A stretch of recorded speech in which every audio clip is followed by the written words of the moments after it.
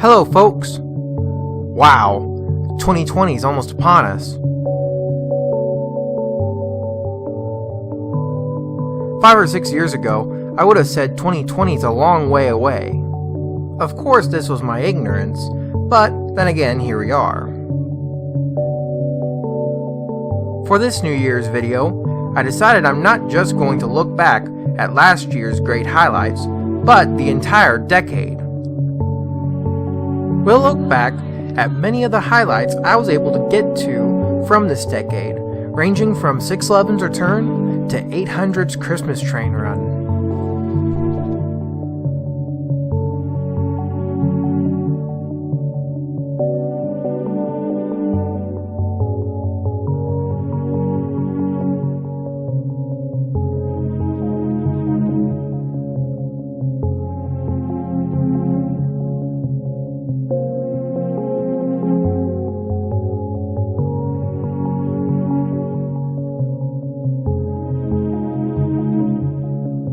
Please note, this video will only include highlights that I was able to get to and special moments that happened on this YouTube channel. So if you feel that I missed a special event that might have happened in a particular year, it's more than likely I was unable to get to that certain event through one way or another.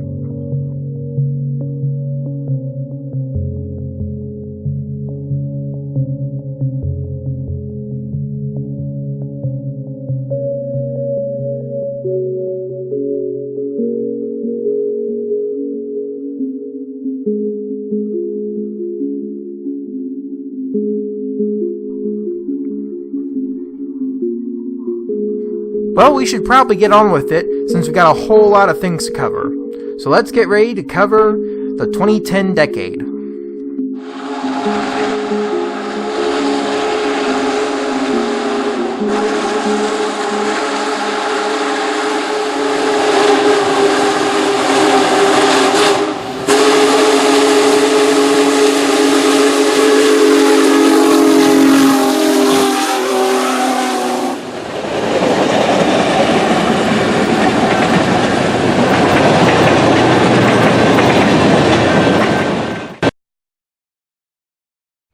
OC, Ohio Central.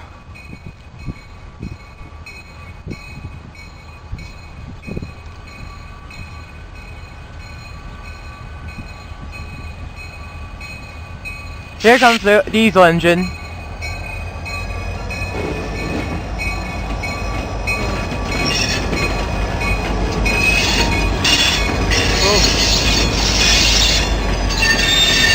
I feel the vibration.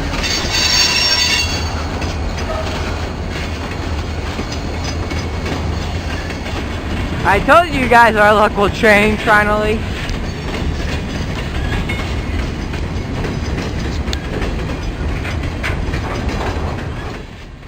What you are seeing here is one of the first trains I ever caught on my camera. I do think that I had shot some other trains before this, but unfortunately that footage has been lost to time. The date of this footage is February 20th, 2007. I know it's a little in the 2000s, but don't worry, we'll get to the 2010s in a minute. We are in downtown Columbus, Ohio, at a junction called LM Cabin. This is where Norfolk Southern and CSX cross one another, and as you are seeing, Ohio Central has trackage rides here to get to CSX's Parsons Yard.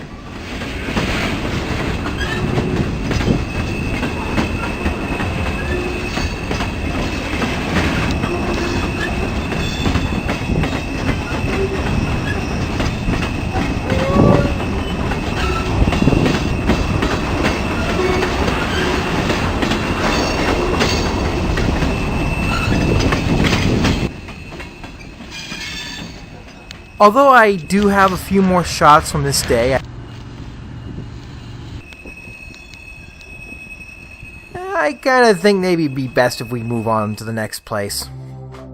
We now move from 2007 to 2011, more specifically July 8th. On this day, my family and I were visiting the Lebanon Mason and Monroe Railroad in Lebanon, Ohio to ride their Wild West train. Pulling the train on this day was Lebanon Mason and Monroe number 55. Lebanon Mason and Monroe number 55 was built in 1947, originally for the Pure Marquette Railroad by EMD. But thanks to a merger that same year, the engine was then delivered along with her sisters to the Chesapeake and Ohio Railroad. Back then, 55 was numbered as 5704. After working for the C&O, 5704 was then sold to the Indiana and Ohio Railroad in 1987. She was then repainted into I&O paint and given her number 55 by then. Then, in 1996, 55 was then leased to the Turtle Creek and Lebanon Railroad, a tourist railway that was spun off by the I&O. Then, in 2006, 55, along with the Turtle Creek and Lebanon Railroad, was then sold to the Cincinnati Railway Company, which in turn renamed the tourist railway as the Lebanon Mason and Monroe Railroad. The passenger cars that were being used on this train today was 102 the Hageman, 103 Turtle Creek, 104 the Lebanon, and 101 the Mason. Also sitting at the east end of the Lebanon station is former Indiana and Ohio number 85. 85 was built in 1962 for the Nickel Plate Road as 901 by EMD. Then in 1964, the Nickel Plate was merged into the Norfolk and Western Railroad, which they renumbered 901 into 2901. It stayed on the N&W, then later Norfolk Southern, until 1986, when it was purchased by the Indiana and Ohio Railroad and renumbered again into 85. Then, in the early 2000s, 85 was then sold to the Cincinnati Railway Company, and later in 2011 was repainted back into Nickel Plate Road 901. Soon it was time to board the train and our journey began.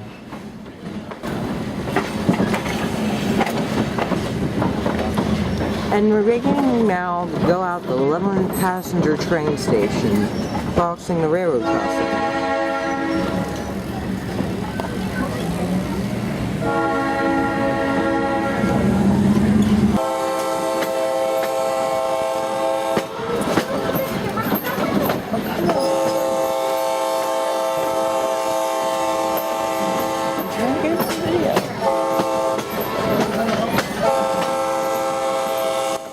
As we continued through the Ohio countryside, our train was stopped and boarded by two train robbers as they took over the train.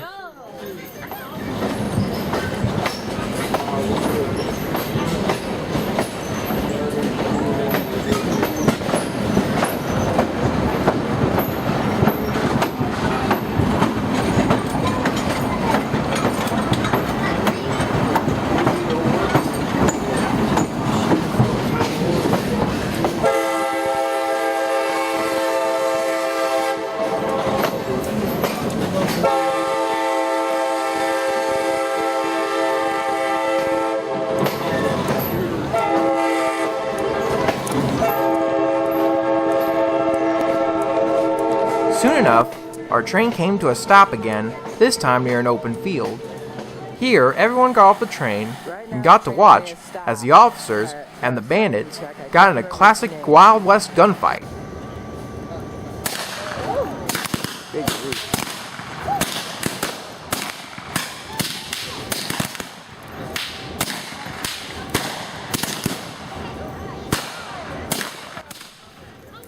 After the gunfight was over, the robbers and the officers got together and put on a little show showing neat tricks of the Wild West days.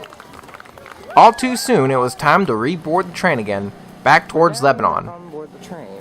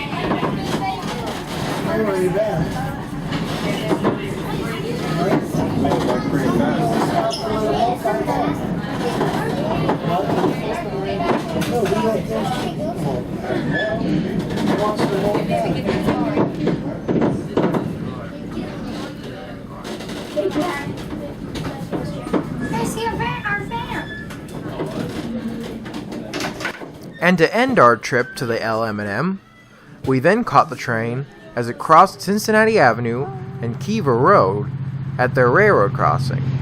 Unfortunately, for some reason, I stopped filming the train just before 55 came by the camera. So I hope you enjoy this. Nobody stopped. Uh-oh. Crap.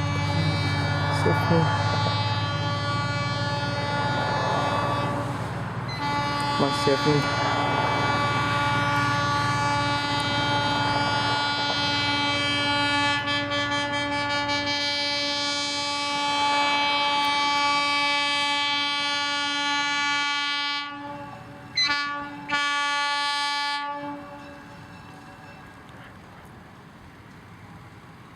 Do they just... Okay.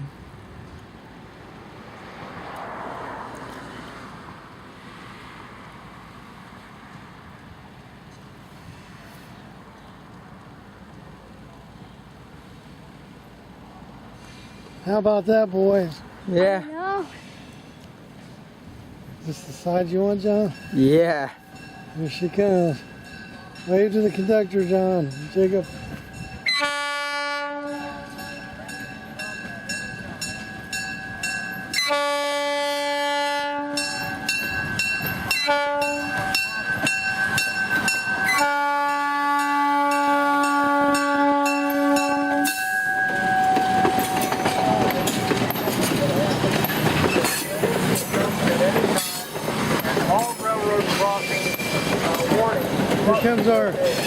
Here comes our engineer, John.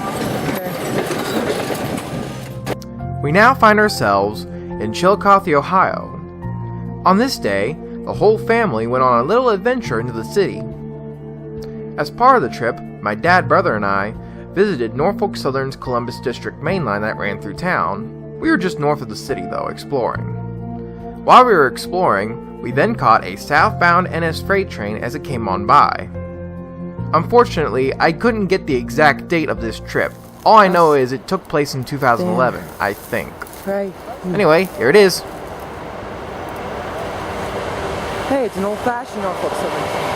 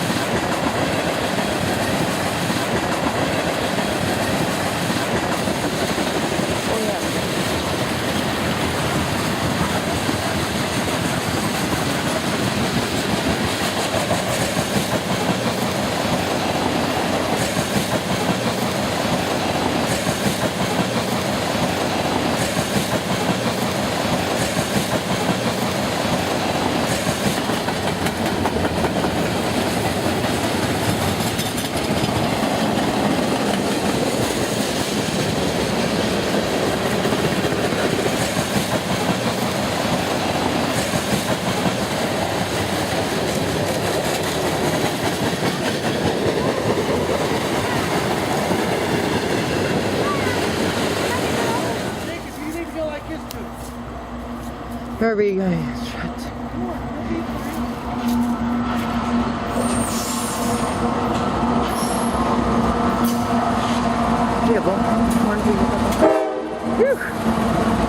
Hey, that one wasn't so loud. We are now back in Columbus, this time on September 17th. This time, we are located under the West Whittier Street Bridge on Bank Street. Here is where CSX's Columbus subdivision, the furthest track, parallels Norfolk Southern's western branch, the closest track. The western branch starts at LM Cabin in downtown and heads south paralleling the Columbus sub until it reaches High Street. Then, the line goes east till it reaches Bannon Diamond, on the southeast corner of the city, where it ends. This line helps to connect the Dayton District trains to the Columbus District trains. Makes it a little shorter than going through the city. If we drop the camera and land on one of the gold cars, and then when we were visiting the yard, he saw the camera on the floor of the yard, and it was still recording. Now you're like, fuck, that's what it feels like. Is this not listening? It's going down the service spot. Me too. After seeing the CSX coal train go by, we then go to the next day. This time, we are on the West Whittier Street Bridge, where we caught a rather interesting NS coal train heading northbound. On this train is NS 9565 and GMTX 9075.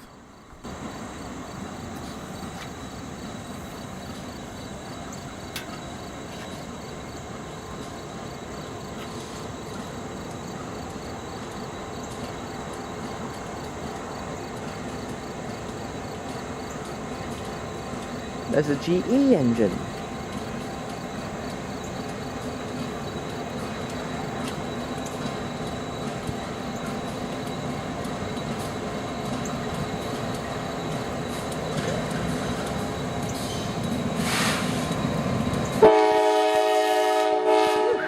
That was loud.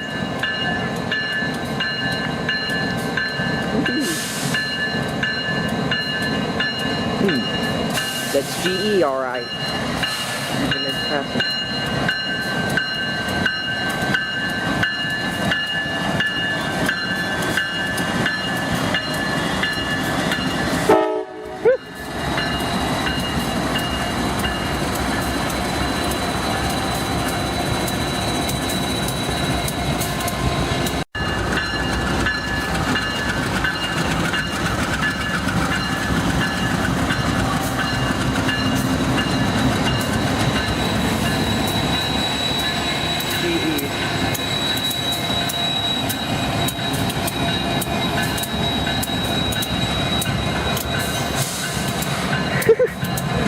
First try today. I think we got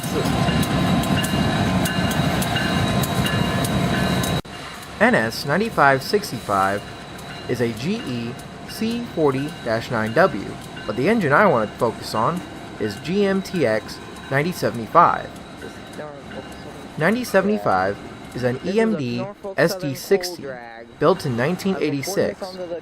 Although the engine was owned by EMD, it was leased to Oakway Leasing, a subsidiary company to Cornell, Rice, and Sugar. Why a food company owned a locomotive leasing company, I'll never know.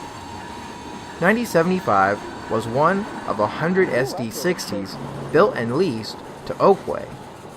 The paint scheme is a slightly modified version of the demonstrator scheme that was applied to the first 4 SD60 demonstrator locomotives ever built. The first railroad that leased these engines was the Burlington Northern.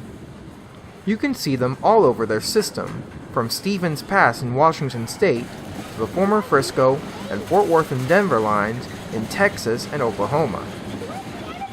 These engines stayed on the BN even after the merger with the Santa Fe to become the Burlington Northern Santa Fe, or BNSF for short.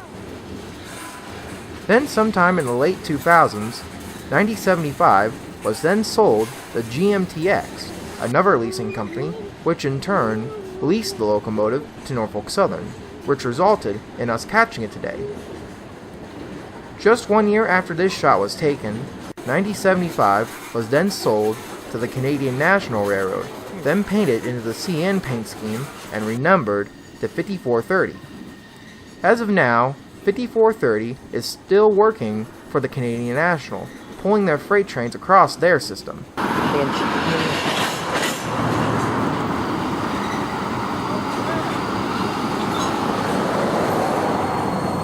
Well, after that coal train came on by, we then drove into downtown.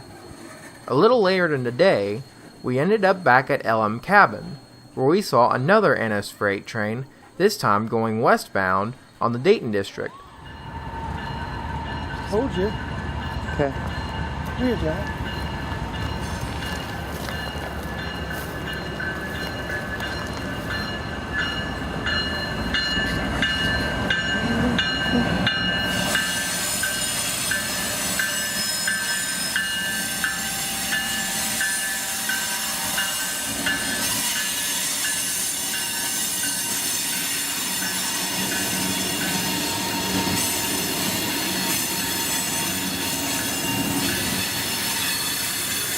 scripting. NS 7569 is a GE ES40DC built in 2006, but again what steals the limelight is CEFX 6019, yet another EMD SD60. 6019 was built in 1987 for the Soo Line Railroad. The engine continued working for them up until the mid-2000s, where by then it was sold to CEFX, yet another leasing company. Later, CEFX would become CITX, also known as Cit Group Capital Finance Inc., which is well known for their big blue engines with CIT written on the sides. 6019 still works for the Cit Group and is now in their all-blue CIT scheme.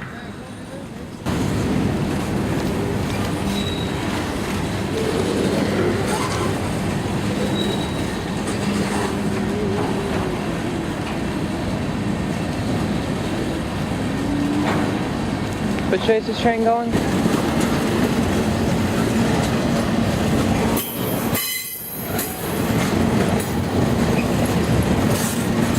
Norfolk and Western. This was all the mainline action we had gotten out of 2011, but before we move on to the next year, we then saw one more railroad, the Camp Chase.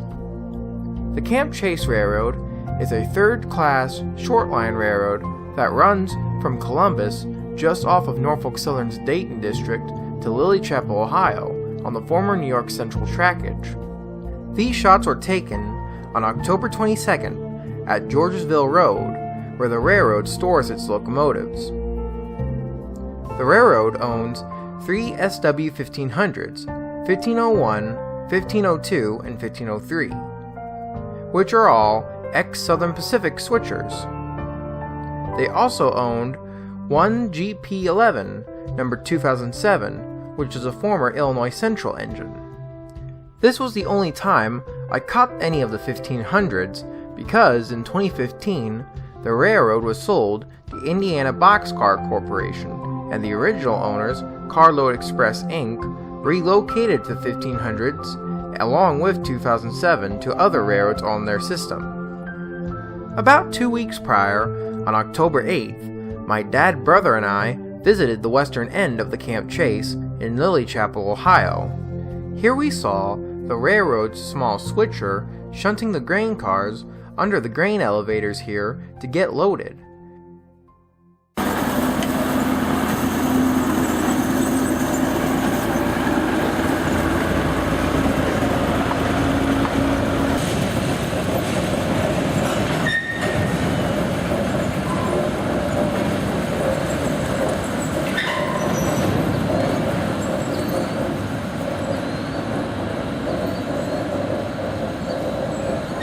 It's amazing on how strong that little engine is when comparing it to the giant grain cars it was pushing and pulling around. As far as I was able to research, Camp Chase Railroad number 1502 now works for Carload Express's Allegheny Valley Railroad in southwestern Pennsylvania. It's probably safe to assume that 1501 and 1503 have joined 1502 on the Allegheny Valley, but I've yet to confirm this. As for Camp Chase 2007, it has also joined 1502 on the Allegheny Valley, being painted in the red, black, with yellow striped paint scheme. And as of the fate of the small shunter here in Lily Chapel, well, I have no idea what happened to it. For all I know, it could still be in Lily Chapel, or it could have been sold off sometime after the video. We now move from 2011 to 2012. Now here's where things really started going for me in terms of videography. Well, at least just in more filming. We first go to April 6, starting in Cincinnati, Ohio. My dad, brother, and I were at the Cincinnati Union Terminal in the very early morning. The reason why we were here was because we had tickets to board Amtrak's Cardinal and ride it from here to Washington, D.C. Beginning this trip, we walked down to the platform where we watched as our train pulled into the station.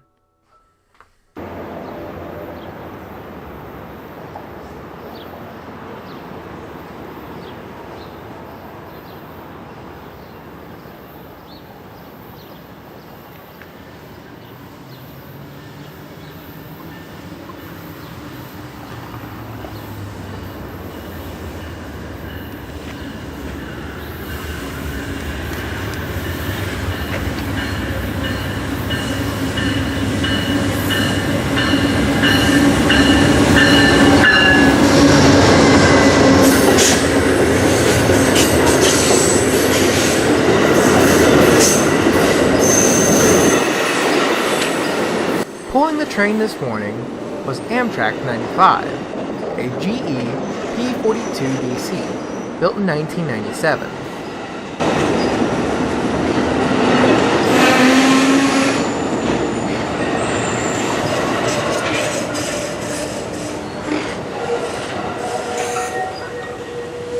As soon as the train came to a halt, we all then boarded the train.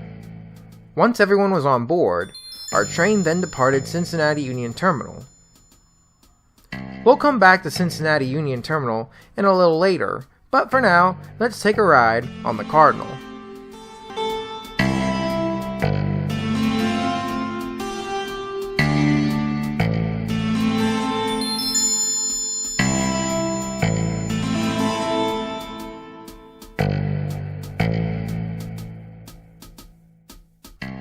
As our train was leaving the city, I saw what appeared to be a night freight on the lower tracks as we were crossing the Ohio River.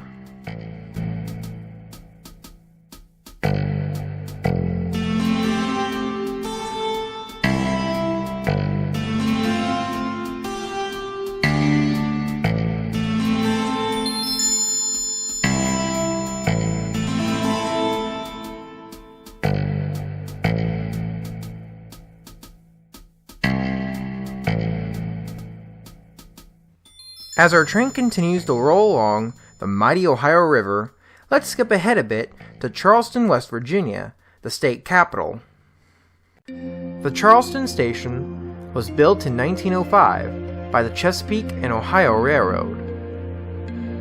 This station saw many C&O passenger trains run through here, such as the Fast Flying Virginian, the George Washington, and the Sportsman. Today the station itself is owned by General Corporation and is listed on the National Register of Historic Places. Not only can you catch the Cardinal here, but the station makes for a good place to rail fan today. As you can see, it was soon time to depart, and we continued our journey eastward.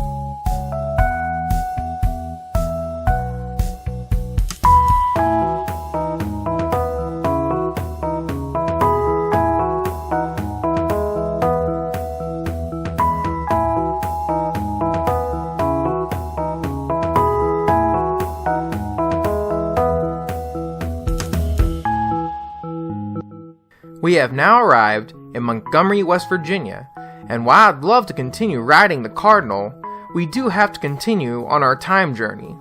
And seeing how much there is left to cover, let's now move on to Washington, D.C.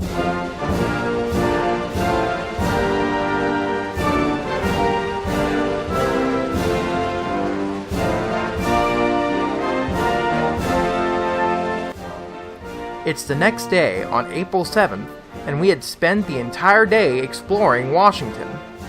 We tried to pack as much stuff into one day, visiting many places such as the Washington Monument,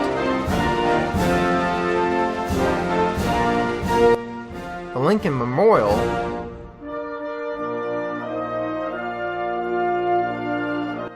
and the World War II Memorial, and many others.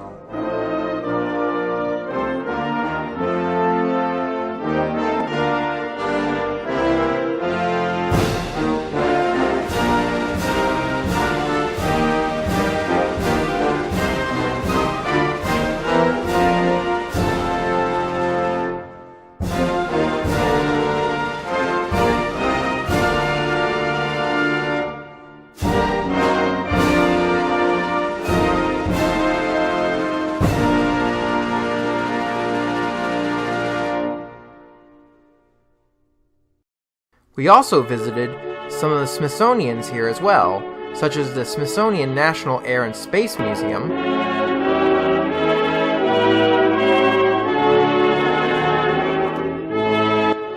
and the Smithsonian National Museum of American History. In the Museum of American History, there is a transportation section which houses 3 steam engines: the John Bull, the oldest steam engine in the United States, Santa Cruz Railway No. 3, dressed up as Central Pacific No. 60, the Jupiter, and Southern Railway 1401. 1401 is a PS4 Class 462 Pacific-type steam locomotive, and is the sole survivor of her class. Built in 1926, she pulled the Southern Railway's most famous passenger trains, such as the Birmingham Special, the Pelican, and the most famous of their trains, the Crescent Limited, which is still run by Amtrak today as the Crescent. 1401 continued to work for the Southern Railway until 1952, when it was retired. During the 1950s, a war hero and outside legal consulate to the Southern Railway, W. Graham Claytor Jr., convinced Harry A. Debutes, the president of the Southern Railway at the time, to donate one of the retired PS4 Pacific-type steam locomotives to the Smithsonian Museum. And yes, Graham Claytor is the brother of Robert B. Claytor, in case anyone was wondering. As a result, 1401 was then chosen to be donated, and it was put up here on display in the Smithsonian on November 25, 1961. As of today, the 1401 is still on display here in the Smithsonian, and is in remarkable condition, but unfortunately, it is very unlikely we'll ever see her turn a wheel under her own power ever again. But then again, that's what we thought about the big boys, and well, so never say never. Let's move back now to Ohio. We are now in Denison, Ohio, on June 20th. We are at the Denison Railroad Depot Museum. The museum hosts a fine collection of railroad artifacts inside a beautifully restored Pennsylvania Railroad depot. The museum is right next to the Ohio Central's active Panhandle line, but unfortunately that day, no trains came. The museum also has a fine collection of vintage heavyweight Pullman cars, which you can walk through if you wanted.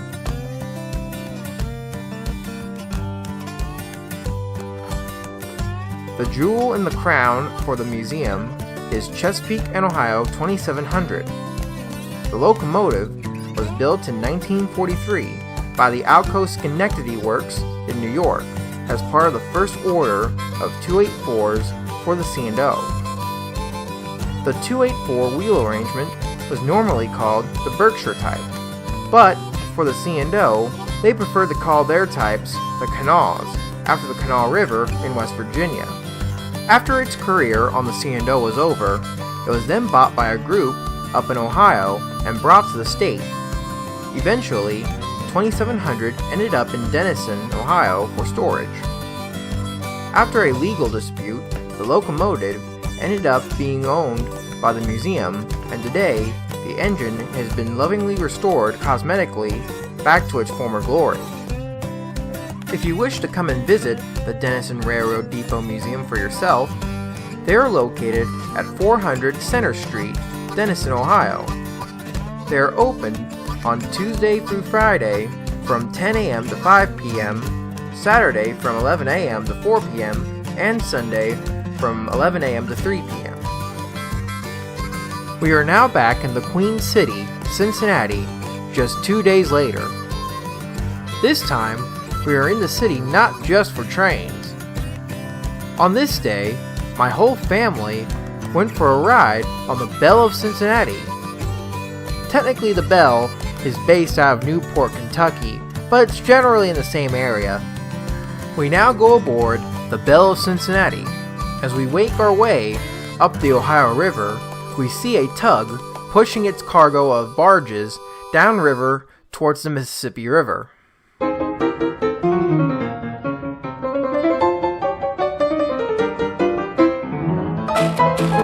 The company in which the Belle works for was started in 1977 by Ben Bernstein.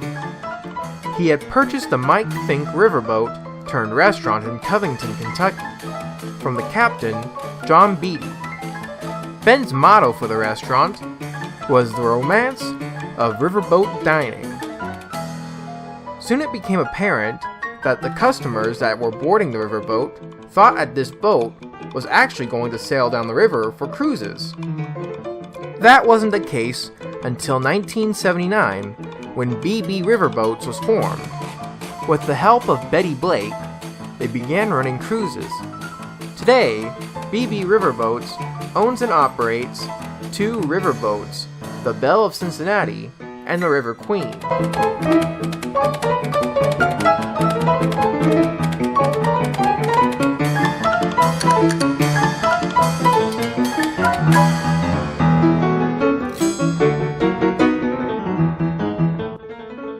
As we go underneath the C&O Railroad Bridge, a northbound CSX Manifest train crosses into Ohio.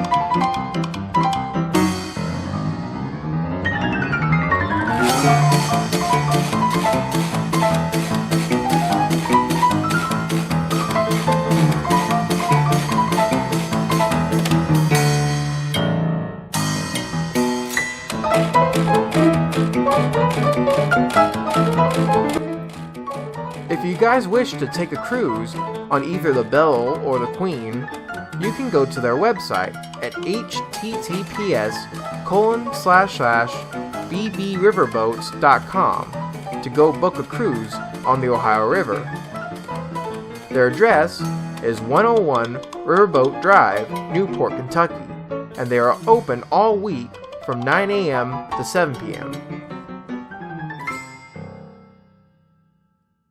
After taking a river cruise, we now move to Elkins, West Virginia for a more rail-based cruise. The date is July 7th, 2012, and we are at the former Western Maryland Elkins Depot. My family had acquired tickets to ride the Durbin and Greenbrier Valley's New Taggart Flyer. The Flyer is a leisurely passenger train that runs from here through the beautiful mountain regions of West Virginia before arriving at High Falls on the Chavis Fork River. We now watch as the New Taggart Flyer pulls into the station, being led by Western Maryland 82 and 67.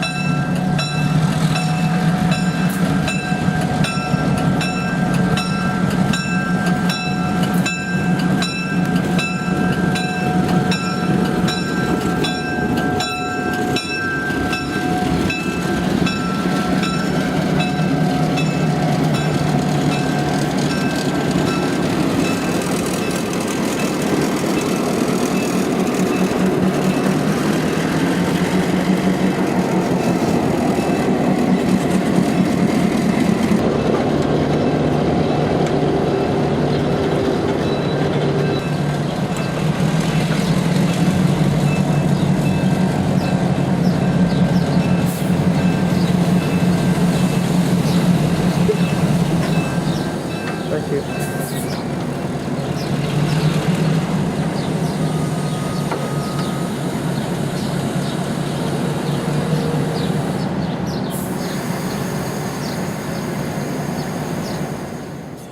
With the train now in the station, we then board the train for a beautiful ride through West Virginia.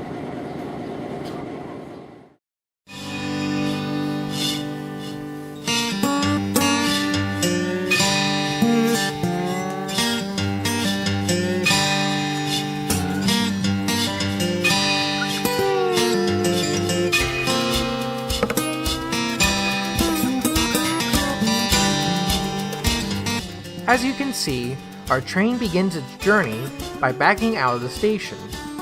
Once across the former Tigard Valley River, the train will then back through a Y to get in position to pull the train eastward through the mountains.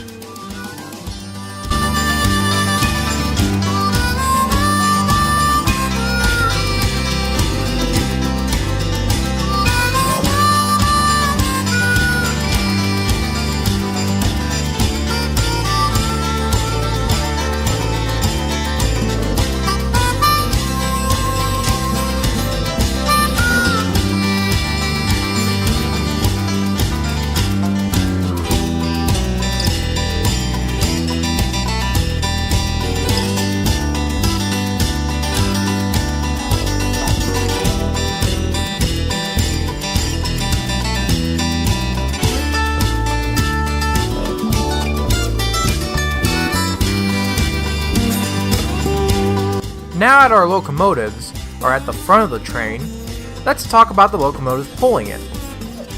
Western Maryland 82 is a EMD BL2 built in 1948 for the Western Maryland.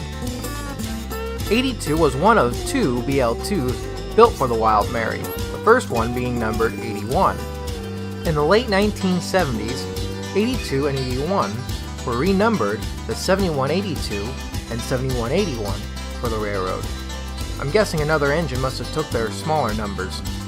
Anyway, then in the early 1980s, 7182 and 7181 were renumbered again, this time the 7172 and 7171. I guess the Western Maryland didn't like the new numbers they gave them. Anyway, continuing on, 7172 was then donated to the Cass Scenic Railroad and used on their Cass to Durban runs. pulling both passenger and photo freights along the unique line. Unfortunately, in 1985, a flood struck the Durban line, destroying much of the railroad, leaving 7172 without a line to work on. While the Shays ran up and down the logging line, which ran up to the Bald Knob, 7172 resided at the cash shops until the late 1990s, where it was sold to the South Branch Valley Railroad. After exchanging hands a few more times, it finally ended up being owned by the West Virginia Central Railroad, a subsidiary of the Durban and Greenbrier Valley Railroad. Once on the West Virginia Central, it finally regained back its old number 82. 82 still works for the West Virginia Central Railroad, pulling excursion trains of the Durban and Greenbrier Valley Railroad. And if you're wondering what happened to 81, it's now owned by the Baltimore and Ohio Railroad Museum in Baltimore, Maryland. Western Maryland number 67 is an EMD FP7A built in 1952. Ironically, 67 never worked for the Western Maryland. It was first built for the Clinchfield Railroad as their 200. In 1983, 200 became part of the Seaboard System Railroad and was renumbered to 118 a year later. Then, in 1986, 118 became part of CSX, and in 1998 was renumbered to 418. Finally, in 2001, it was then sold to the West Virginia Central Railroad and was painted and renumbered as Western Maryland 67. 67 is still owned by the West Virginia Central and still pulls the trains of the Durban and Greenbrier Valley.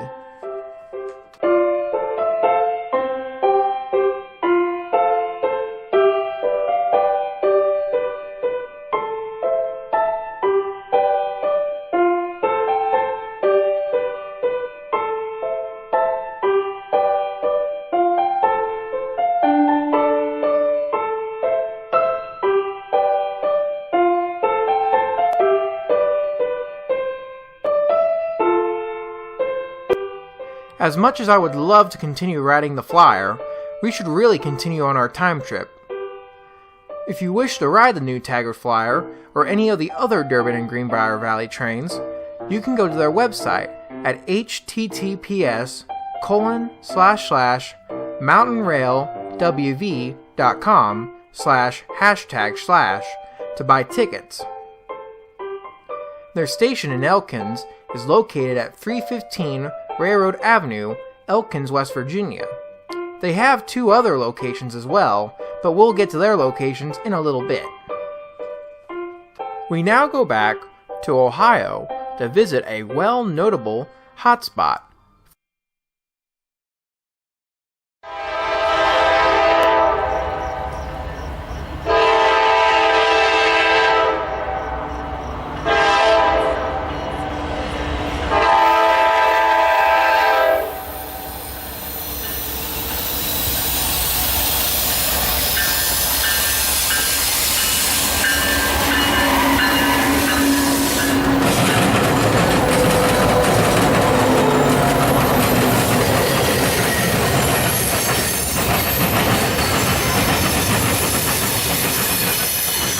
We are now in Marion, Ohio, on August 7th. This town is known to many rail fans as the train-watching capital of Ohio, not only because of the amount of trains that run through Marion, but because of the relative ease of which to see these trains with. We are at the Marion Union Station, where all 3 main lines cross one another. This train we're watching right now is on Norfolk Southern's Sandusky District, which runs from Bellevue to Columbus, Ohio, north-south. The double-track main line the train is crossing is CSX's Mount Victory subdivision, which runs from Galion, Ohio to just north of Bellefontaine, Ohio, east-west. There is also a third line on the west side of the station that crosses the Mount Victory subdivision, CSX's Columbus subdivision, which runs from Columbus to Toledo, Ohio, also north-south. The reason why we are here was because I heard that Nickel Plate Road 765 was in Columbus. I was with my dad and my brother, and we decided the best place to see 765 was up in Marion, Ohio. The reason why 765 was here was because of Norfolk Southern's 21st Century Steam Program. The 21st Century Steam Program was a program aimed at running mainline steam excursions across Norfolk Southern's system. Unlike Union Pacific's steam program, Norfolk Southern's was working with other steam groups such as the Fort Wayne Railroad Historical Society and the Tennessee Valley Railroad Museum to use their steam locomotives on mainline excursions. The next train we saw here was an eastbound CSX intermodal train. I got it.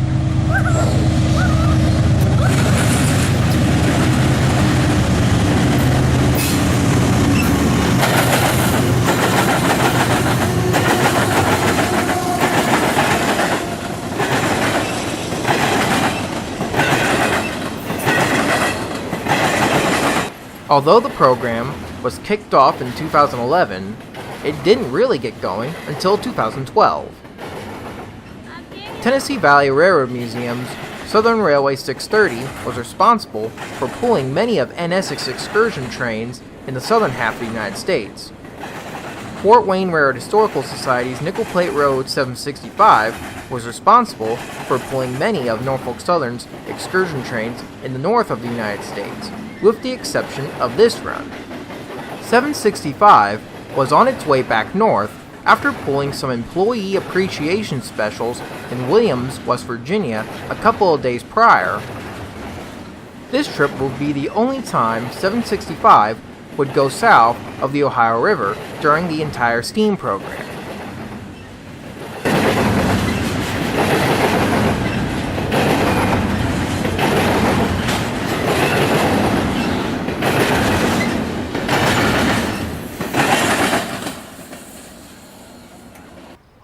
As soon as the intermodal train cleared the diamond, it was finally time for Nickel Plate Road 765 to come thundering through Marion. For this run, Fort Wayne decided to put a Pennsylvania Railroad K4 3-chime whistle on the steam engine, since the line they were running on was a former Pennsylvania Railroad main line.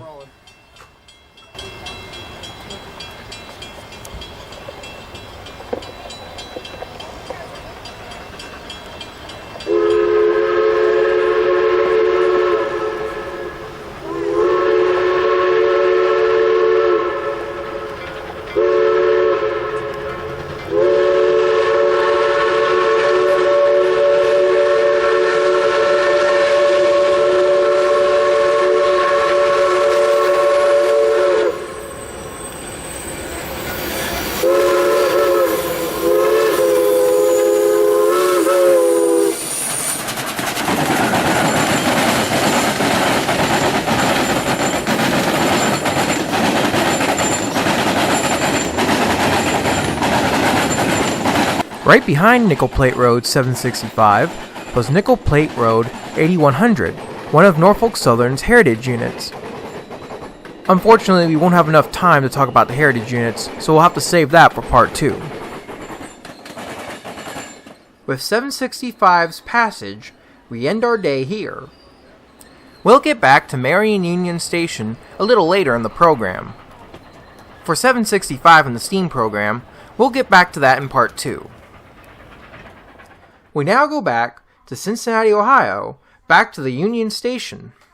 It's now August 11th, and we're back at Union Terminal for a train expo.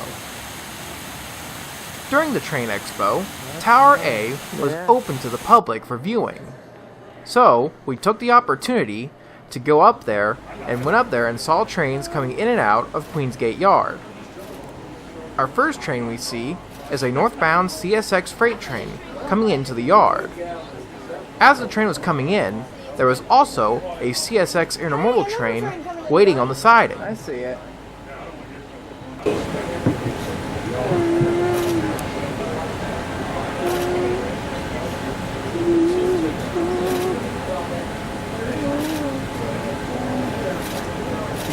I can hear.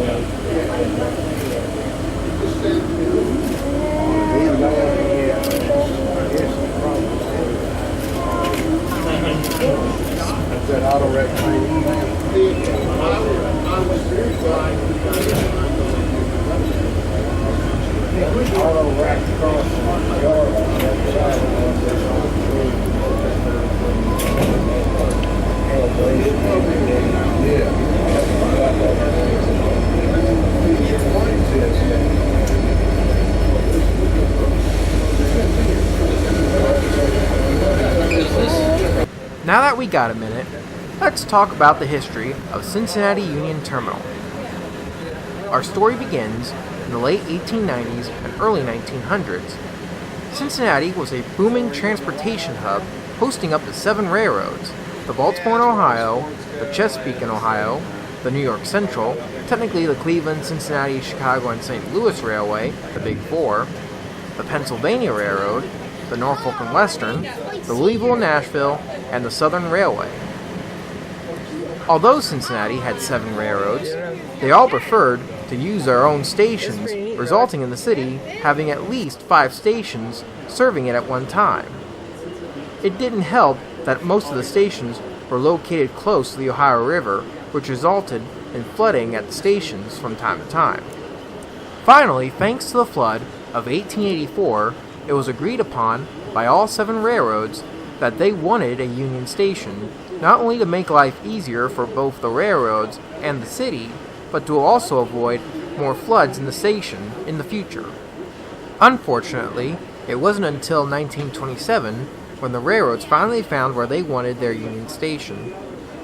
They decided the best place to put the station was on the west end of the city, along Miller Creek.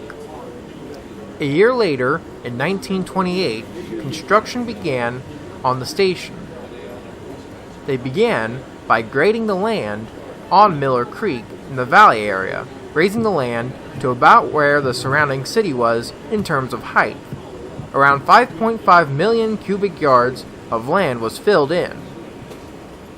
Construction of the building itself began in August of 1929, shortly before the Great Depression.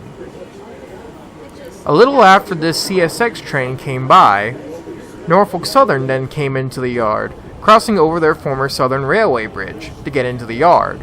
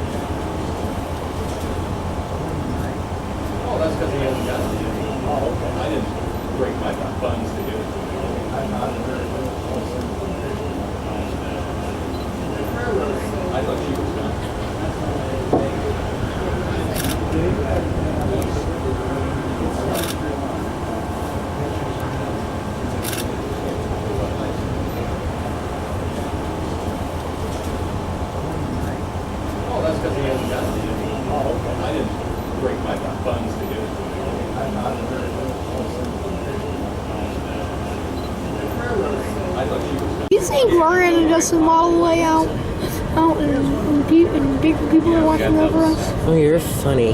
Well, actually, we're practically gods. God's watching over us, so basically this is like a model layout. You get a point there, but I'm not sure. So we're not models, we're people. So it's basically, So here comes the furniture. 2 trains already.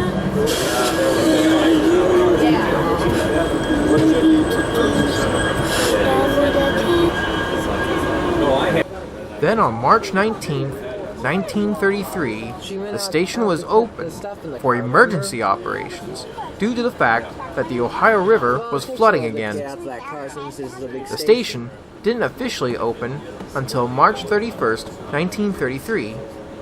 Unfortunately, since the station opened during the Great Depression, passenger train travel in and around the United States was in a state of decline at this time, and not a lot of people could afford to ride trains. Well, they couldn't afford to ride trains conventionally. Then World War II came, and the station saw a reprise in passenger service, as well as troop train movements. Unfortunately, This didn't last after the war, as the station saw another decline in service.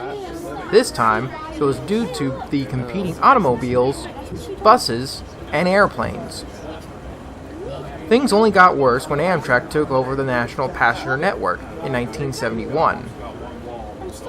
When they started service, they only had 2 trains serving the city, coming in and out of Cincinnati Union Terminal, the James Wickup Raleigh and the George Washington. After this train got into the yard, Norfolk Southern decided to send another one of their trains into the yard.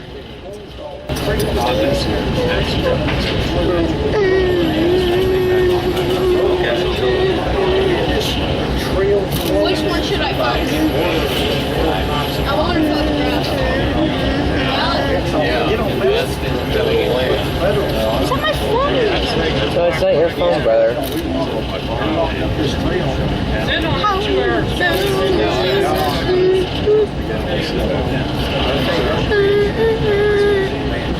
Dude, it's Norfolk and Southern. Yeah, but wait until you see that there's 2 units on the end of the train. I got my camera pointed right at it. Later this year.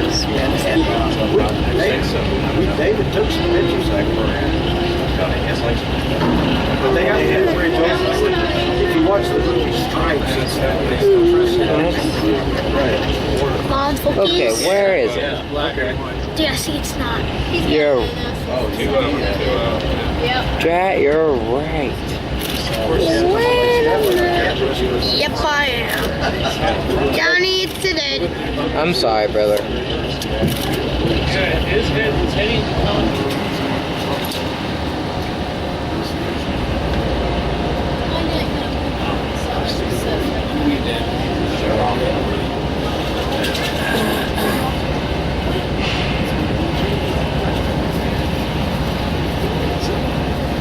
There's that one we saw last night, the 50-inch over there. It's an I know train. See the patch.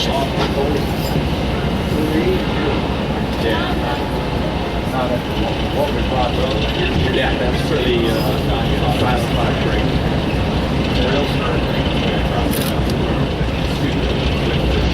I see another headlight back there.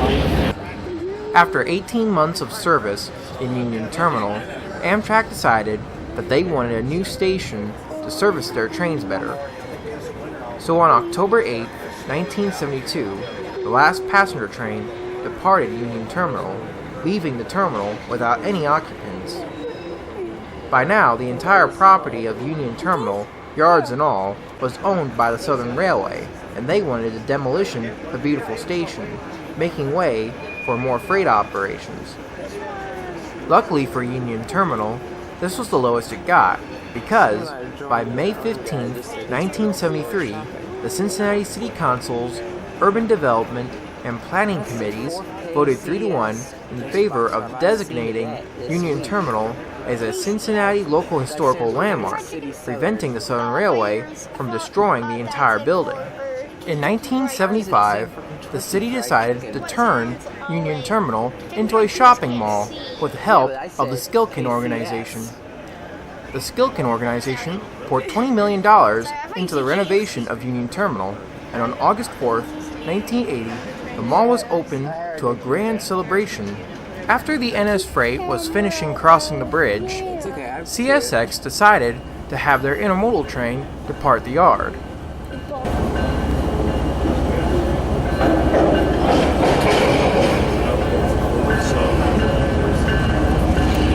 There's a CSX on the bottom.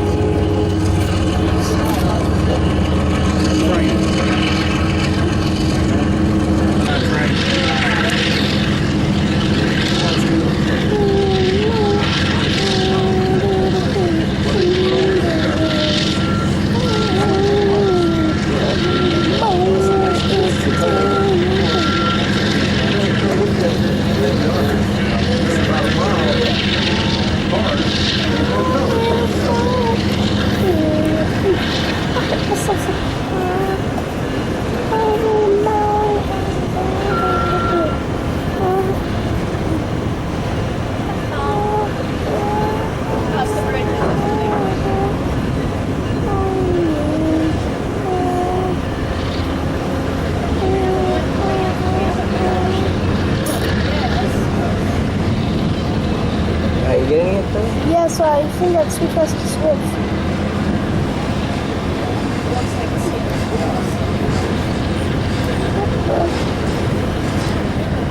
Train is going to I think there's another freight train coming in on the other track. Dude, you're right.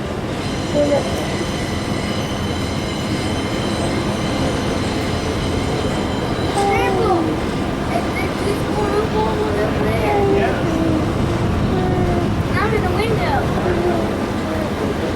I only got 12 minutes left. Oh, and maybe you should save your video better.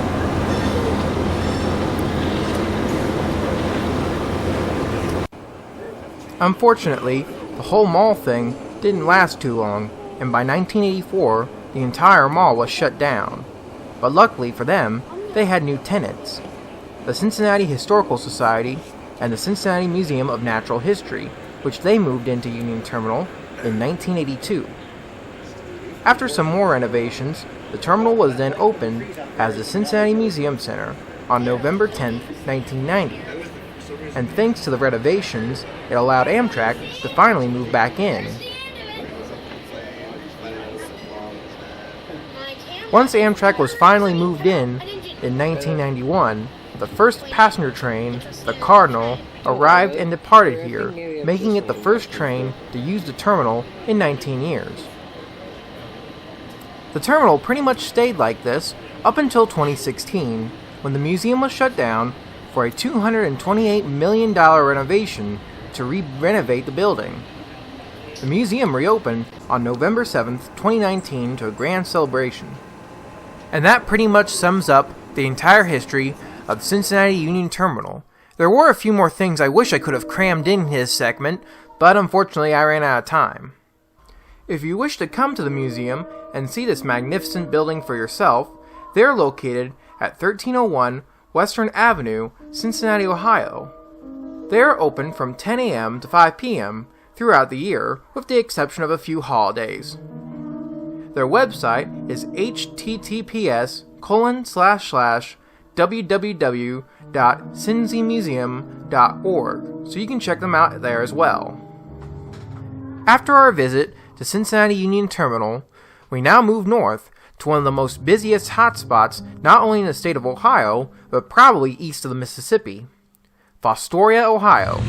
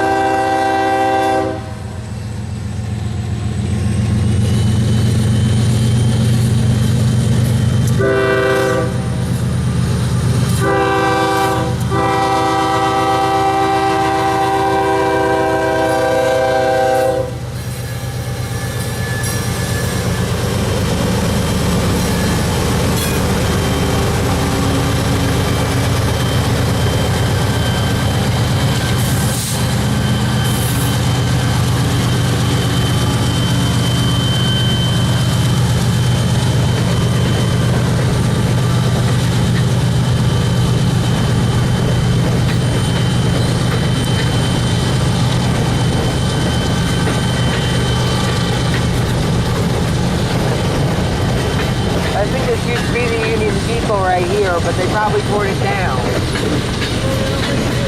Well, I'm not really sure if it is or not, but... The date is now August 19th, and since this was 2012, Fostoria not only had no railfan park at the time, but was still firmly in control of Tower F. Fostoria, Ohio, is a small town in northwestern Ohio that is not only the busiest train junction in Ohio, but possibly east of the Mississippi River. Fostoria is crossed by three busy lines: CSX's Columbus subdivision, running from Toledo to Columbus north-south; CSX's Willard subdivision, running from Willard, Ohio to Deschler, Ohio east-west; and NS's Fostoria district, running from Bellevue, Ohio to Fort Wayne, Indiana, also east-west. There were also two other rail lines that ran through here as well: an old New York Central line running north-south, and an old Lake Erie and Western line that ran to Sandusky via Fremont from here. By this point in time, both the old NYC and LE and W lines were long abandoned, only leaving 2 stations from their respective railroads and an abandoned tower north of town. Despite the loss of these 2 rail lines, the town still has a giant amount of trains coming through town. No wonder rail fans nicknamed this place the Iron Triangle. This southbound train you are watching is taking the connection track from the Columbus subdivision to the Willard subdivision, turning into an eastbound train.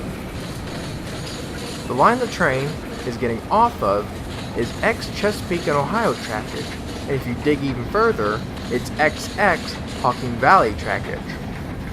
The line the train is getting on is the former Baltimore and Ohio main line to Chicago, although this train's heading eastward towards Pittsburgh. And the line Norfolk Southern owns through here is the ex-New York, Chicago, and St. Louis trackage, more commonly referred to as the Nickel Plate Road.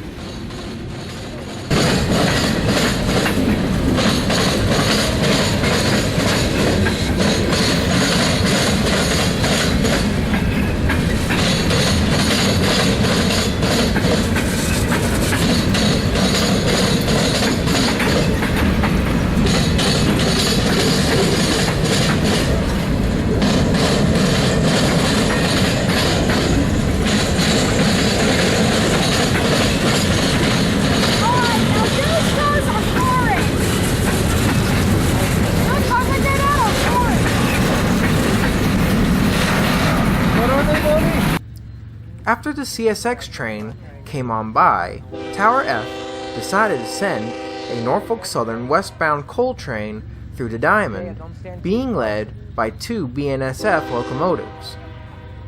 I know, but it's still a little too close for comfort to me.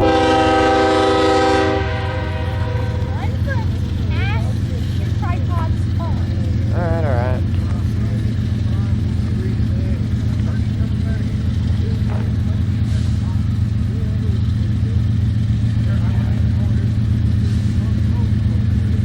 Heather, you better get ready.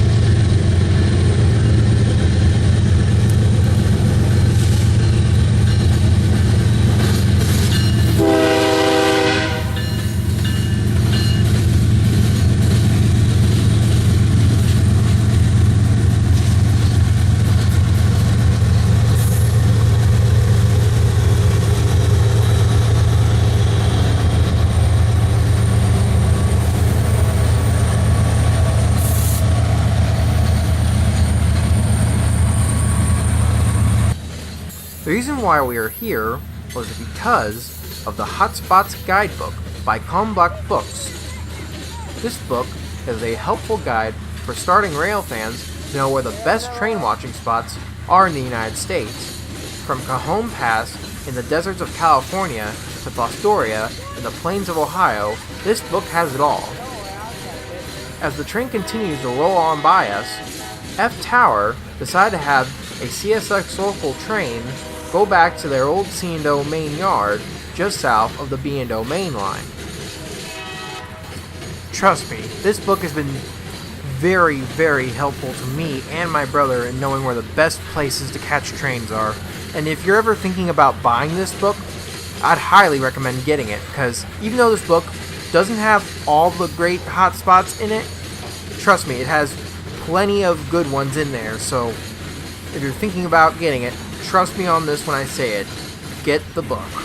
It really helps. Anyway, let's get back to the train watching here.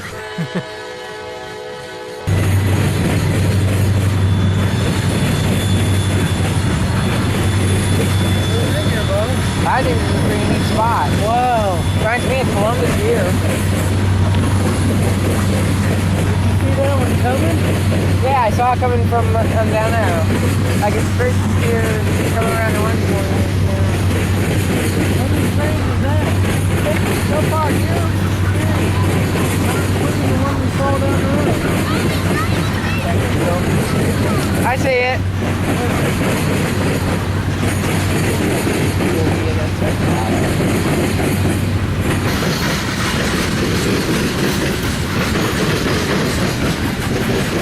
Fine now. Here we go. Why would this? Why would that one have Well, something now, isn't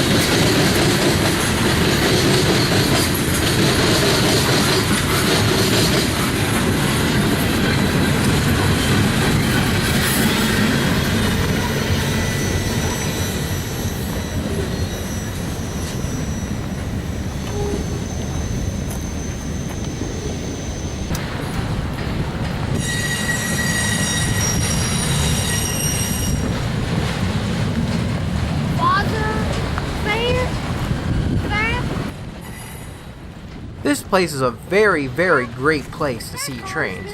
It gets well over 100 trains per day just coming through the city, and I highly recommend seeing it if you're ever in the area. As much as I would love to continue on this trip, we do have to continue through 2012 to get to the other years. After our visit to the Iron Triangle, we now go to a railway museum just north of Columbus in Worthington, Ohio. The date is now September 23rd, and we are at the Ohio Railway Museum. Although this wasn't my first time here at the museum, this was actually the second, this was the first time where I filmed the entire day. As you can see, we first take a ride down ORM's main line. On this day, we were riding in former Canadian National 5060, and the locomotive pulling our train, or at least in this case our single coach, was ORM 7178, nicknamed Roger. At the time of our visit, 5060 was the latest acquisition by the museum. It was acquired in a trade between ORM and the San Luis and Rio Grande Railroad out in Colorado. Diesel locomotive 7178 had arrived at the museum just a year prior, back in 2011. Roger was built in 1943 for the U.S. Army. Later in its career, 7178 was then owned by Bencock and Wilcott in Bennerton, Ohio. Bencock and Wilcott was the company that donated 7178 to the Ohio Railway Museum. Also here is former Norfolk and Western 578, the last surviving E2A Pacific type steam locomotive. At the time of our visit, the cab was still open for tours. Also here was PCC 1772. 1772 was the only other example of PCC trolleys here at the museum other than 450. It was later sold to a private owner. While we were here, my brother and I got the chance to take our first cab ride on board 7178. Now let's take a ride down ORM's main line in 2012.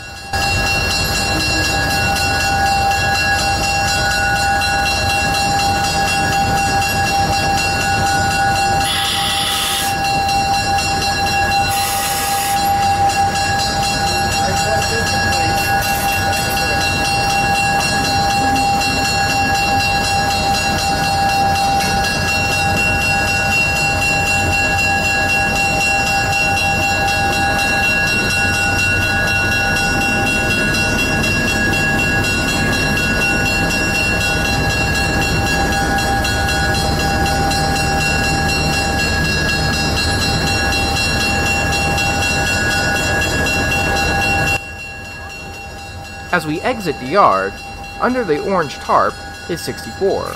It was under restoration at the time of our visit.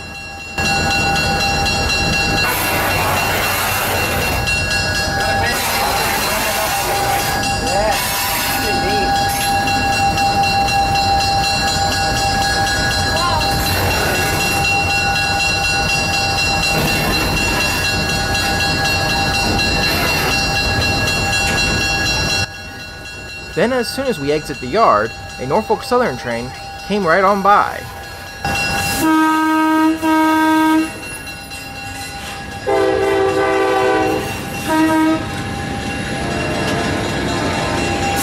As we roll by Silcox, they had their own variety of cars and locomotives here as well. The red locomotive we saw behind the green barn was Silcox 511, an Alco S1. The next car in the yard was Frisco 1100, a former business car built in 1925 by the Pullman Car Company. The car used to be numbered 4 and named Arkansas. The two F units in the yard were Willsboro and Corning 1306 and 1304. 1306 was built in 1951 as Canadian Pacific 4040, and 1304 was built a year later as CP 4074. Silcox 511 is still owned by the company, but is no longer on their Worthington property as of the recording of this video. Frisco 1100 is also no longer on the property, but is on sale on Ozark Mountain Rail Car as of the release of this video. So if anyone's interested in a former business car, go to their website to go inquire it, if you're interested. Both 1304 and 1306 are no longer on the property. They are now owned by Stourbridge Line, a scenic railway out in Pennsylvania. They have turned 1306 into Pennsylvania Railroad 9880, putting it into a fancy Brunswick green with yellow trim.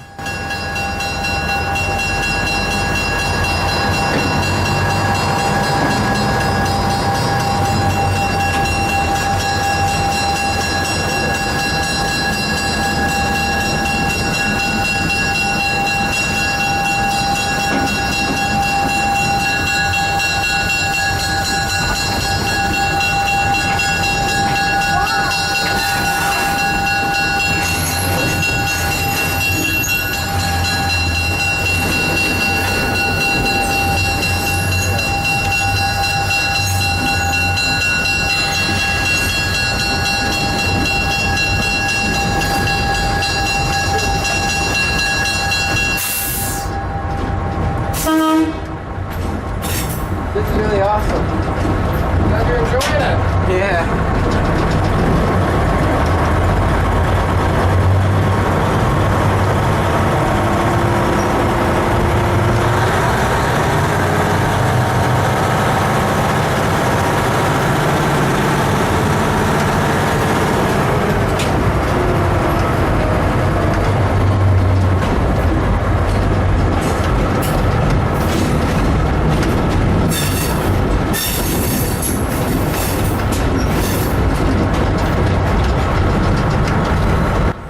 As we near the end of the line, we come by Worthington Crossover. This is where CSX's Burt Line and Norfolk Southern Sandusky District cross over one another. At the time of our visit, NS still had their former NNW bracket post signals guarding the diamond. These signals were later replaced with more modern signals. Hey Johnny, I ran out of camera. Oh, dang. Well, hey, at least we're near the end of the line. Yeah. This is really cool.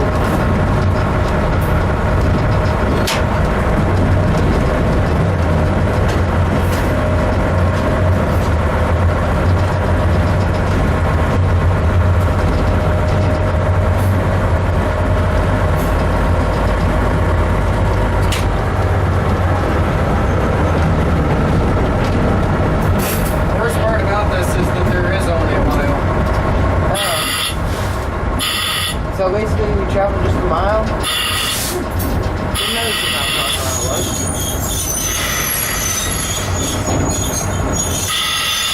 Before we leave, let's talk about 703. Columbus Street Railway 703 is the only surviving Columbus streetcar left in existence. There is rumors that there is one more left in existence, but it's only just that, rumors.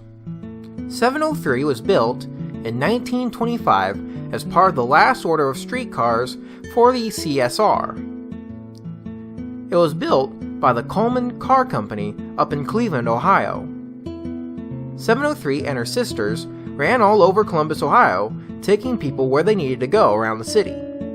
Unfortunately, in 1948, Columbus got rid of the streetcar system, and 703 was sent to the scrapyard.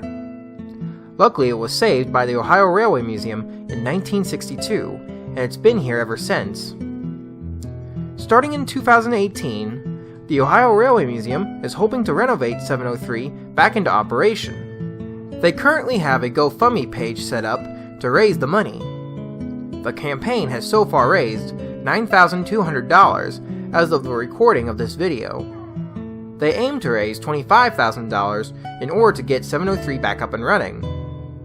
So, if you wish to see 703 run again, you can go to the GoFundMe page at https://www.gofundme.com/f/bring-703-back-2-life. I'll leave a link down in the description below so you can go check it out from there. Also, if you wish to see 703 or any of the other pieces of equipment here at ORM, they are located at 990 Proprietors Road, Worthington, Ohio. By the time this video is released, ORM will have shut down for the 2019 season.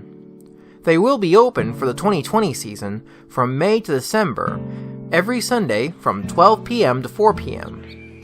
You can also visit their website at https://www.ohiorailwaymuseum.org to get more information from there as well. After our visit to ORM, we returned to West Virginia to ride 2 more railroads. We first go to Durban, West Virginia on October 13th. We are at the Durban and Greenbrier Valley's Durban Depot to ride the Durban Rocket.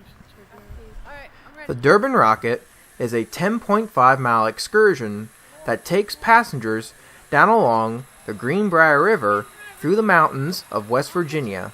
The line the train runs on is the former Chesapeake and Ohio's Greenbrier Division, which ran from Wickup to Winterburg, now known as Bartow, West Virginia. At the time of our visit, Moore Kipler and Company No. 3 was pulling the train. Soon it was time for the train to depart, but to save time, let's skip ahead a bit to when No. 3 was pulling the train up the line. Alright. Everything's so quiet at night.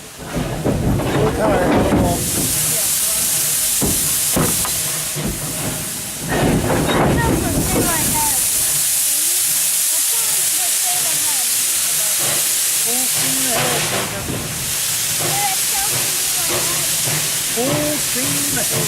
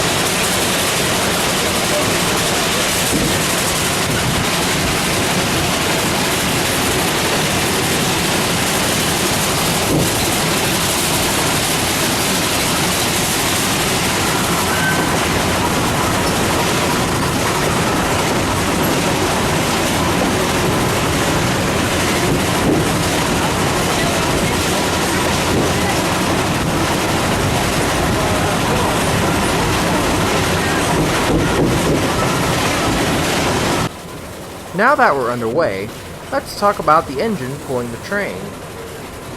Number 3 is a Climax 2TR, built in 1910 for the Mort Kipler Logging Company by the Climax Manufacturing Company in Pori, West Virginia. In 1961, Number 3 was then sold to the Connecticut Trolley Museum, in which they had it restored and it operated there for a short time. Then on November 12, 2001, Number 3 was then sold and shipped to the Durban and Greenbrier Valley Railroad for use on the Durban Rocket. A year later, Number 3 was then steamed up, ready for the rocket. After our visit, Number 3 stayed in service until 2016, when it was then taken out of service in need of repairs. Heisler Number 6 from the Cass Scenic Railway came up here to take over for Number 3 as soon as it was out of service.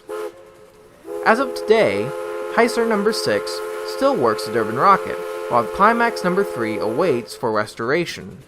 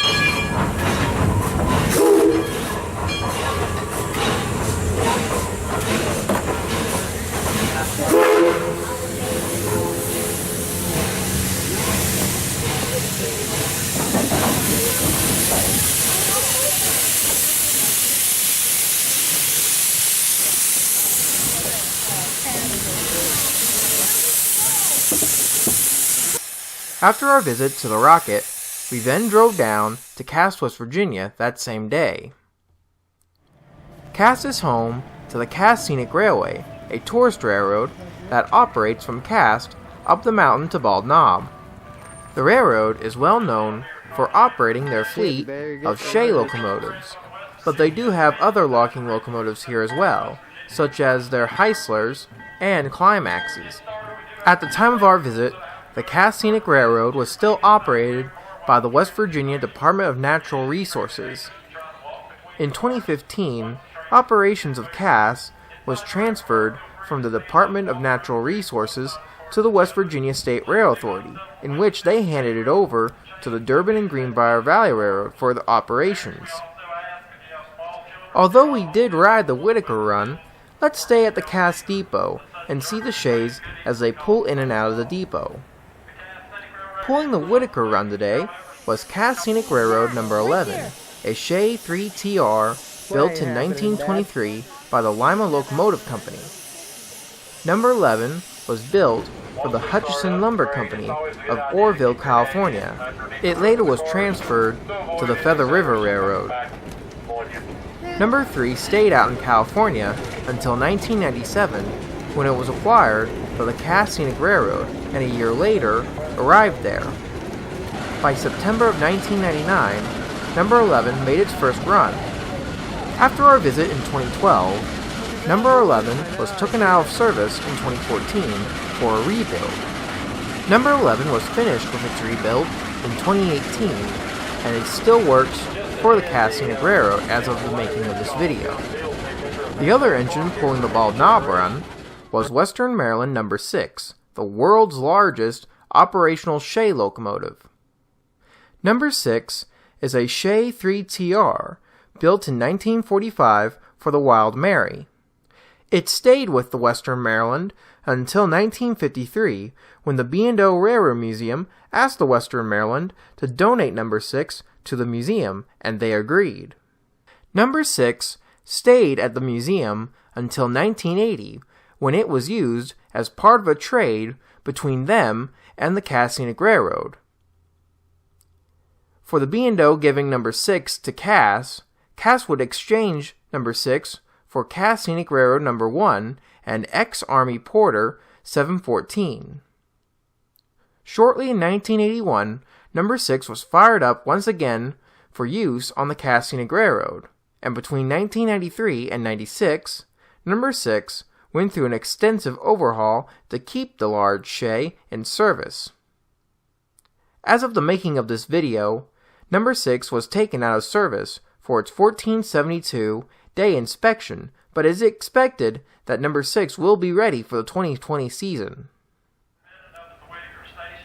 Now that we got that out of the way, the first train we see is the Whitaker Run departing the depot, with Shay Number 11 pushing the train out.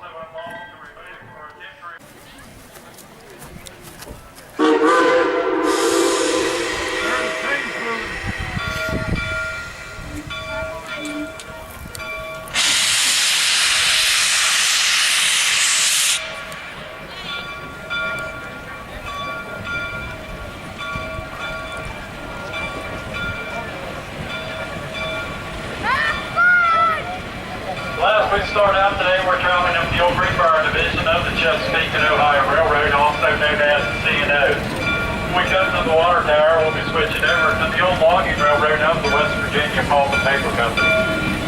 West Virginia Pulp and Paper began logging here in 1899, and it came here for a vast supply of high-quality timber and road barrels of metal. And there's large paper mills in Maryland and West Virginia that was required.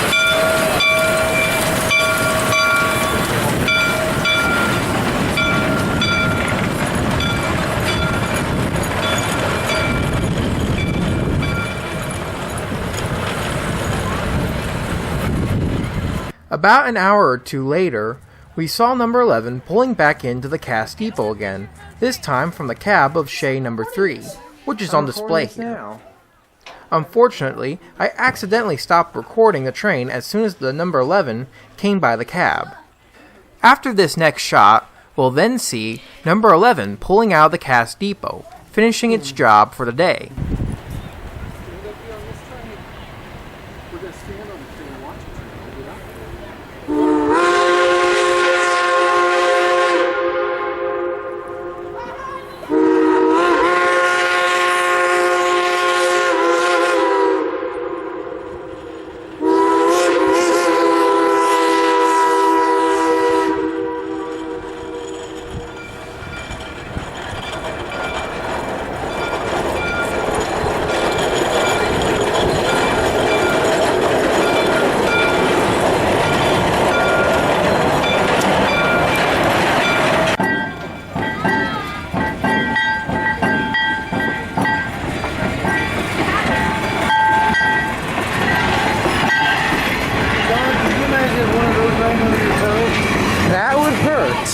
But I don't think just your toe would get hit. I think you'd all get hit.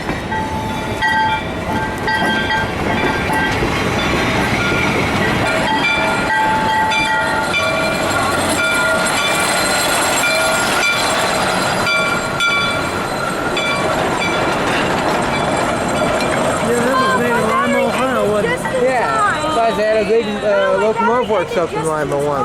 A little after number 11 pulled out of the station, we then saw Western Maryland number 6 pull into the depot with its last train of the day.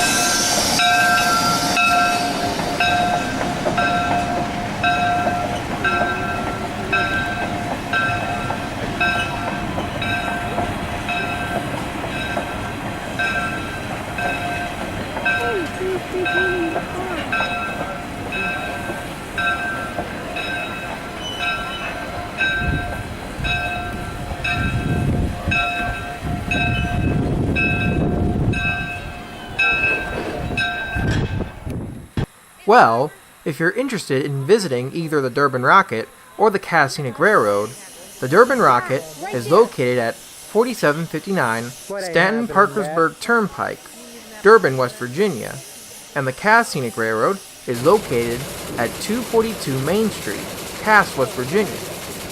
The Durban Rocket's times are Thursday, Friday, Saturday, and Sunday from 10 a.m. to 6 p.m. For tickets and more information on both trains, you can go visit their website at https://mountainrailwv.com/#/. Also, if you wish to see more of this trip, you can go watch my video, The Durban Rocket and the Whitaker Run, which covers the entire visit. I'll leave a link for both the video and the website down below in the description box, so you can go check it out. For our last stop of 2012, we return back to Marion, Ohio on November 25th.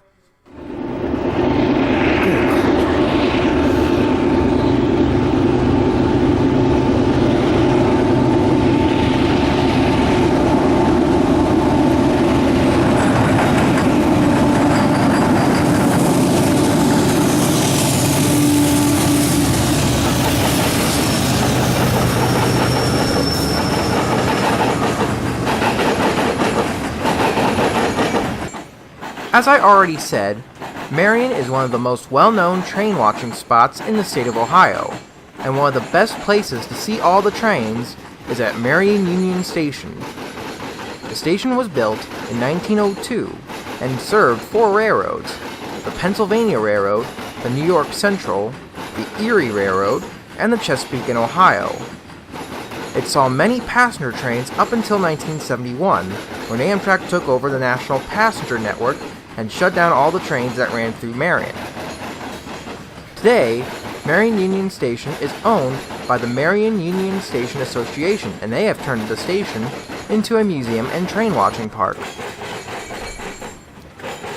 They have plenty of railroad artifacts here on display, such as old signals, switching tower maps, and more items. They also have an Erie-Lackawanna Railway caboose on display and AC Tower. AC Tower is an interlocking tower that used to control all the train movements that happened through here. In 1995, Conrail, which took over the old NYC and Erie railroads, closed the tower, and in 1999 it was donated and moved to its current location on Marion Union Station's property.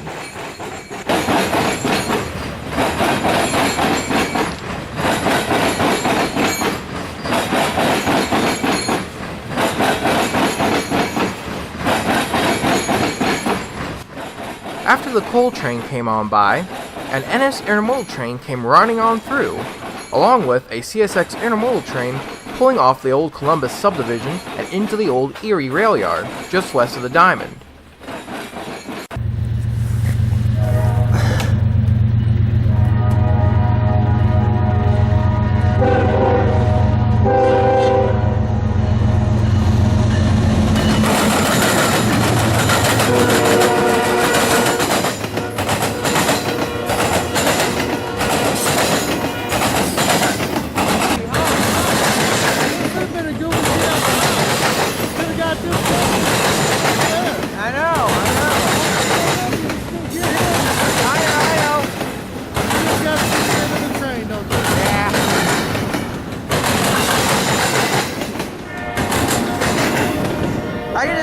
I'm right here.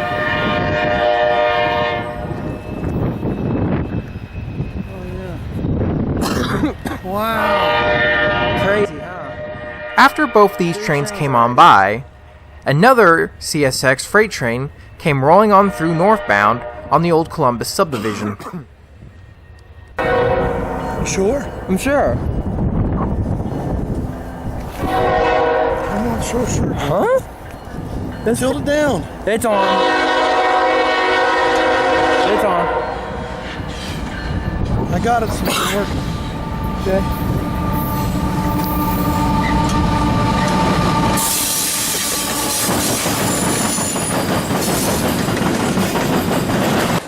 Well, as these trains roll on by us, let's talk about the history of these lines. To begin with, the tracks that this CSX train is on now is the former Chesapeake and Ohio Railroad, which used to be the former Hocking Valley Railroad. And yes, this line does run through Fostoria. The line stayed as part of the C&O until February 26, 1973, when it became part of the Chessie system. It stayed as the Chessie system until November 1st, 1980, when it was merged with the Seaboard System Railroad to become today's CSX Transportation, which it still is today.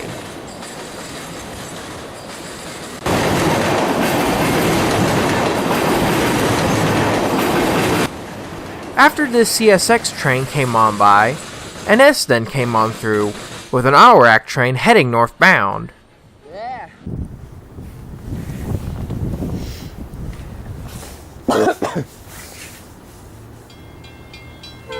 Got recording, Dad. Okay, well. Am I in your way? You want Daddy to go No, down? you're good. Let Daddy go down here so you have plenty of room. Okay. Okay?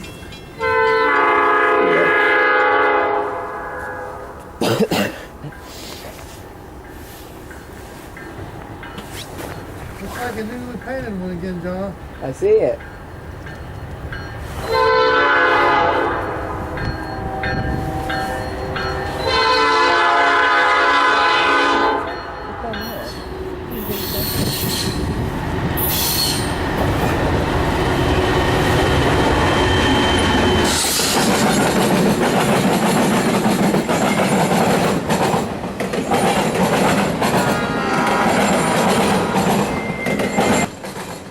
As this train goes on by, the line it's running on is the former Pennsylvania Railroad.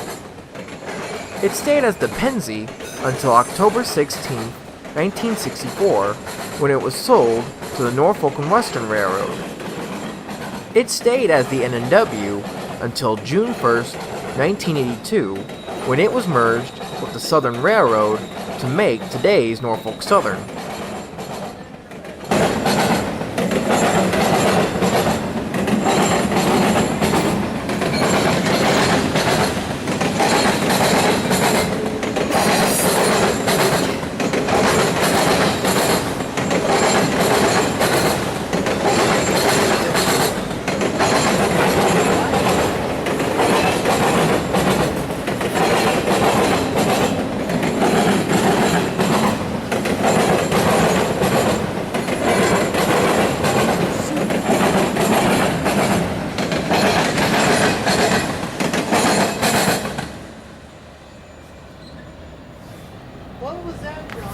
After the Amtrak train came on by, two CSX locomotives came rolling up and ran back into the old Erie rail yard.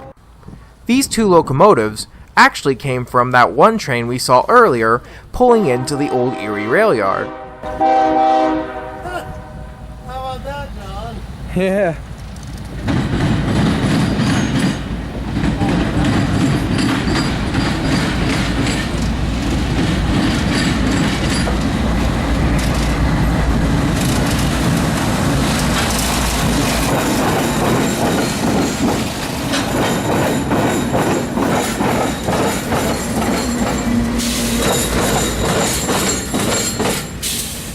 They were in the process of running around their train in order to prepare it to go eastward on the Mount Victoria subdivision.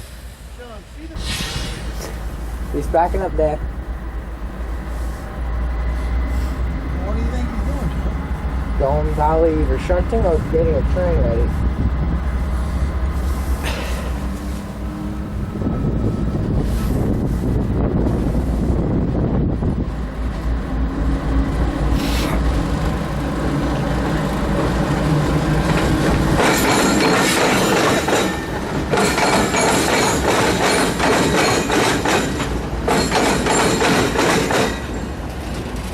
After the two CSX locomotives cleared the diamond, two NS trains came on through, both going in opposite directions of each other.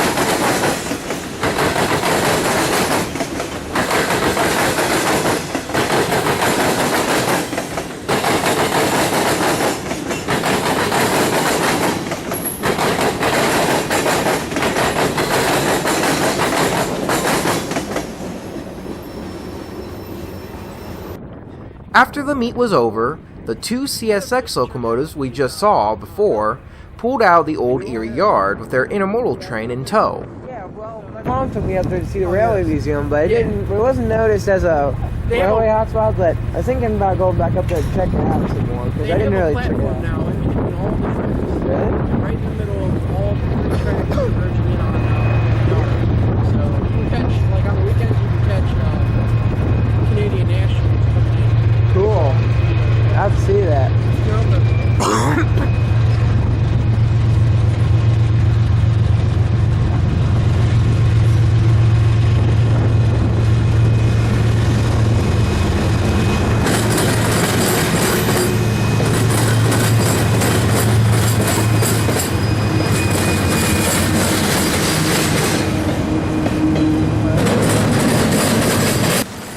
The tracks the train is getting onto is the former New York Central lines, while the tracks it's getting off of is the former Erie Railroad.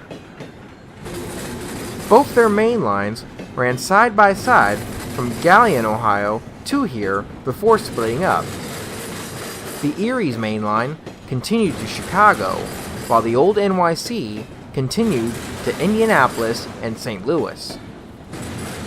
On October 17, 1960, the Erie Railway was merged with the Delaware-Lackawanna and Western Railroad to become the Erie-Lackawanna Railroad, and the New York Central merged with the Pennsylvania Railroad to become the Penn Central on February 1st, 1968.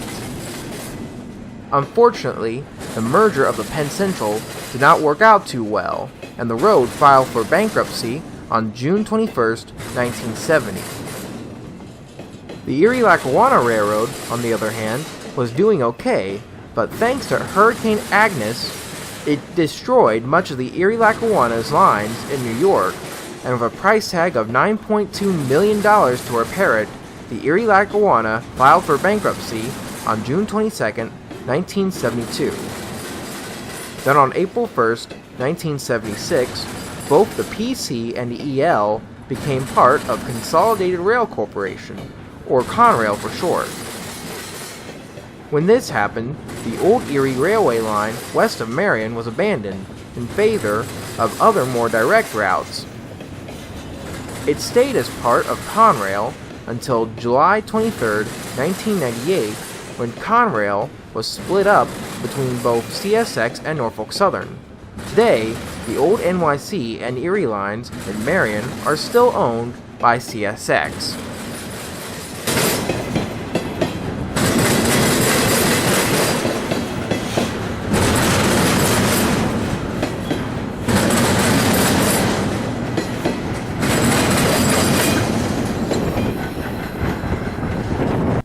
After the intermodal train came on by, another CSX autorack train came rolling through westbound.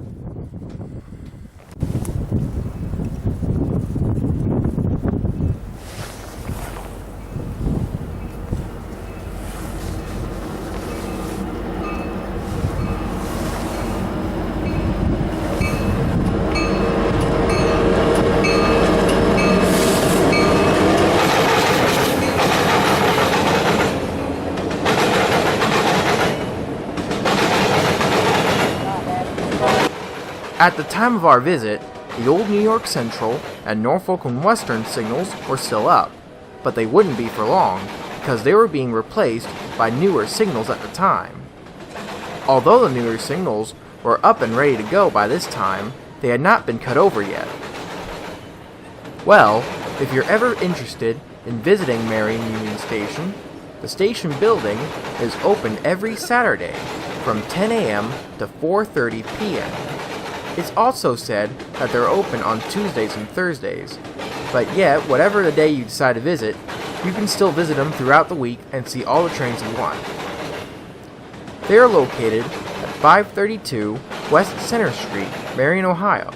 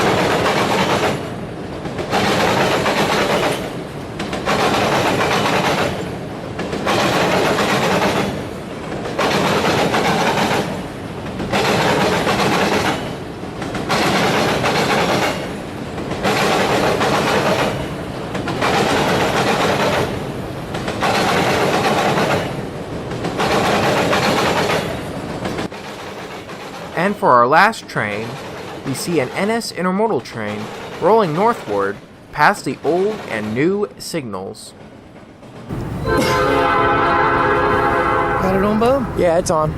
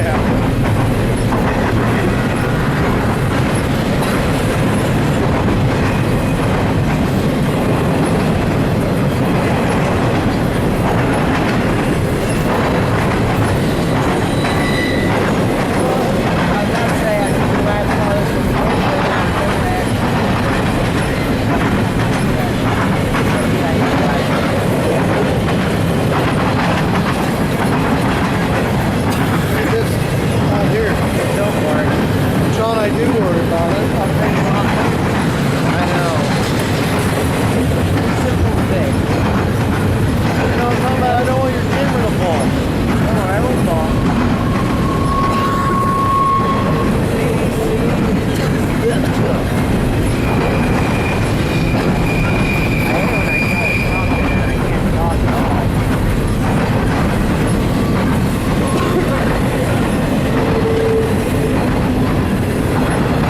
Much glad you're all that weighted.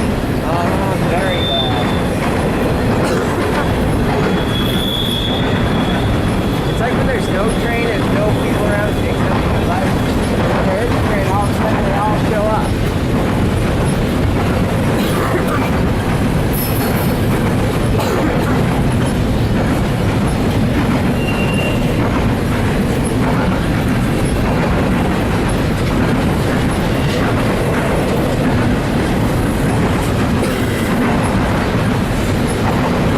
Well, this is where I'm going to have to end part 1 of this 2010 Odyssey.